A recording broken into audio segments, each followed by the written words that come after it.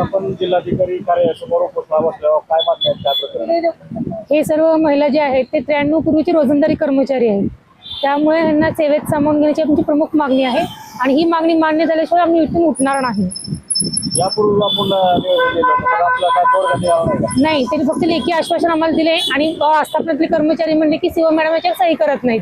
CO madam यांच्या खालच्यावर ढकलून देतात आणि खालचे वरिष्ठ वरच्यावर ढकलून देतात.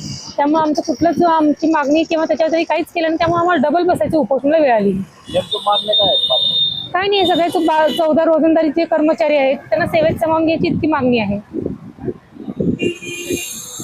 आणि हे न्यायप्रविष्ट प्रकरण म्हणून एक सांगते, वरिष्ठांना काय सांगतात न्यायप्रविष्ट प्रकरण आहे म्हणून सांगतात. न्यायप्रविष्ट प्रकरण आहे पण न्यायालयाची सुद्धा दिशाभूल नगरपालिकेने केलेली आहे आणि वरिष्ठांची सुद्धा दिशाभूल नगरपालिकेने केलेली आहे. खरं तर हे मान्य नाहीतच. हे रोजंदारी कर्मचारी आहेत, त्यांना त्यांचा हक्क मिळालाच पाहिजे. आज आपण उपोषणाला बसल्यावर काय सांगाल?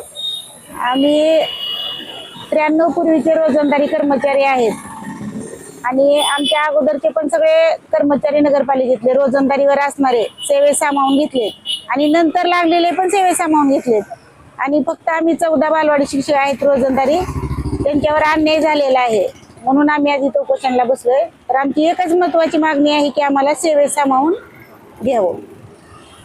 काय अधिकाऱ्यासोबत काय चर्चा झाली का? हो, झाली होती ना चर्चा. आणि त्यांनी आम्हाला फक्त म्हणतात की तुम्ही न्यायालयीन प्रविष्ट आहेत, न्यायालयाचं काही झाल्याशिवाय आम्ही तुमचं काही करू शकत नाहीत. आणि आमची खोटी माहिती त्यांनी आम्ही रोजंदारी असताना कायम वेतनी असं वर पाठवतात. आपली मागणी मान्य न झाल्यास पुढील भूमिका असणार आहे. आम्ही उठणारच नाही तिथून. जोपर्यंत आमची मागणी मान्य होणार नाही तोपर्यंत आम्ही उठणारच नाही.